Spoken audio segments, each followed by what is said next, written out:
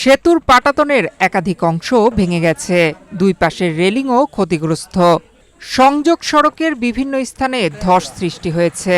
তারপরও সকাল থেকে রাত পর্যন্ত সেতুর ওপর দিয়ে cycle, rickshaw, autorickshaw, motorcycle, tractor, পণ্যবাহী ঘোড়ার গাড়িসহ বিভিন্ন যানবাহন এবং পথচারীরা ঝুঁকি নিয়ে চলাচল করছেন। লাখো মানুষের ভোগান্তি আর দুঃখের অপর নাম এই সেতু। করোনা বা যে কোনো ভাইরাসের এগেইনস্টে ফাইট মানি ব্যাকট্রলের লেফট রাইট। এই করুণ দশা কুড়িগ্রাম পৌরসভার ৬ নম্বর ওয়ার্ডে অবস্থিত টাপু ভেলাকোপা পুরাতন সেতুর। পাকা রোড দিয়ে আসলাম, কিন্তু ব্রিজটা এখানে ভাঙা। এখানে যাতায়াত করতে অনেক কষ্ট হয়, অনেক রিক্সা যায়, অনেক গাড়ি যায়, লোকজনের অনেক ভোগান্তি। এই ব্রিজ দিয়ে অন্তত 50,000 লোক যাতায়াত করে। তো এই ব্রিজটা দুরবস্থা, কঠিন দুরবস্থা, সরকারও এটা দেখে না। হ্যাঁ, এখানে অ্যাক্সিডেন্ট হওয়ার প্রচুর সম্ভাবনা। গাড়ি পড়ি অ্যাক্সিডেন্ট হয়, কত কিছু হয়ে যায়। ব্রিজ ভাঙি চুরি হয়ে গেছে, এটা ঠিক করে দিলে তো এগুলি সম্পূর্ণ সব ভাঙা। স্থানীয়দের সঙ্গে কথা বলে জানা যায়, কুড়িগ্রাম সদরের মোগলবাসা, গড়ের পাড়, হানাগড়, ভেলাকোপা, ছলির বাজার ও পাঁচগাছি এলাকার মানুষের জন্য এটি একটি গুরুত্বপূর্ণ যোগাযোগ মাধ্যম।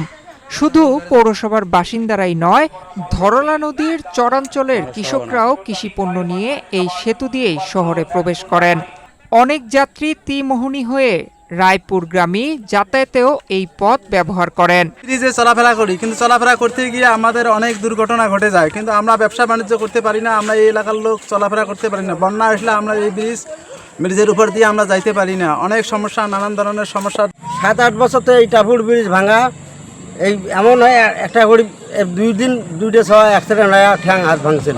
ঠিক আছে, এই পৌরসভার কোনো কাজে এটা মাথার নেয় না। আমাদের নতুন সরকার, অর্থাৎ আমাদের বিএনপি সরকারের কাছে আমরা আকুল আবেদন, আমরা এই ব্রিজটি নতুনভাবে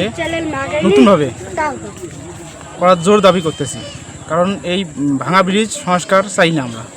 স্থানীয়দের অভিযোগ, সেতুটি দীর্ঘদিন ধরে ঝুঁকিপূর্ণ অবস্থায় থাকলেও সংশ্লিষ্ট কর্তৃপক্ষ কার্যকর কোনো উদ্যোগ নেয়নি। ফলে প্রতিনিয়ত দুর্ঘটনার আশঙ্কা নিয়ে চলাচল করতে হচ্ছে। এরই মধ্যে অনেকেই সেতু পার হতে গিয়ে আহত হয়েছেন। বিশেষ করে স্কুল কলেজগামী শিক্ষার্থী, ব্যবসায়ী ও বয়স্ক মানুষের জন্য পরিস্থিতি আরও উদ্বেগজনক। এই ব্রিজের আমি সংস্কার চাই, মানে ব্রিজ বড় করে চাই। এই ব্রিজে লক্ষ লক্ষ মানুষ যাতায়াত করে, মোটরসাইকেল, ঘোড়ার গাড়ি, রিক্সা, ভ্যান, হাবি জাবি সম্পূর্ণ জিনিসে দিয়ে যাতায়াত করে। লক্ষ লক্ষ মানুষ, শুলপুর বাজারে বিশাল একটা বাজার হয়েছে, বাজারের হাজার হাজার মানুষ এই জায়গা দিয়ে যায়, আদার্স রাত 3টে পর্যন্ত মানুষ হাঁটে, বুঝছেন।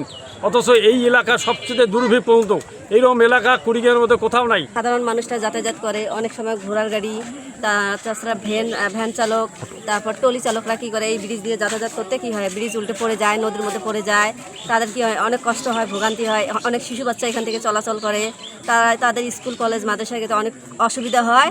আপনাদের কাছে একান্ত অনুগত আমাদের কি আশা যে আপনারা এই ব্রিজটা একটু মেরামত করলে আমাদের জনবসতিটা একটি হুমকি স্বরূপ থেকে রক্ষা পাবে।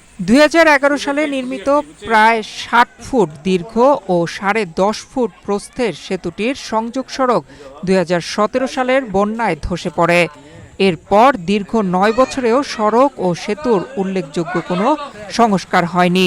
ফলে মোগলবাসা ইউনিয়ন, পাঁচগাছি ইউনিয়ন এবং কুড়িগ্রাম পৌরসভার অন্তত লক্ষাধিক মানুষ চরম ভোগান্তির শিকার হচ্ছেন।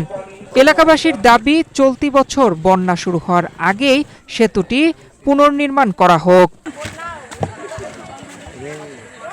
এ বিষয়ে কুড়িগ্রাম পৌরসভার প্রধান নির্বাহী কর্মকর্তা মোহাম্মদ ফজলে রাব্বি বলেন, সেখানকার মানুষের কষ্ট লাঘবে দ্রুত রংপুর বিভাগীয় প্রকল্পের আওতায় এর জন্য বরাদ্দ চাওয়া হবে।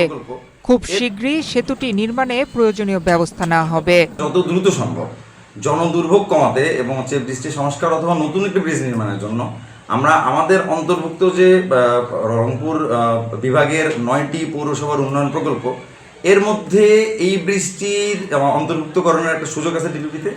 আরেকটা কাজ করা যেতে পারে, আমরা স্থানীয় সরকার বিভাগে বিষয়টি ডিটেলস জানালে স্থানীয় সরকার বিভাগ পরবর্তী প্রয়োজনীয় ব্যবস্থা গ্রহণ করার জন্য আমাদের নির্দেশনা এবং বাজেট প্রস্তাব করতে পারি।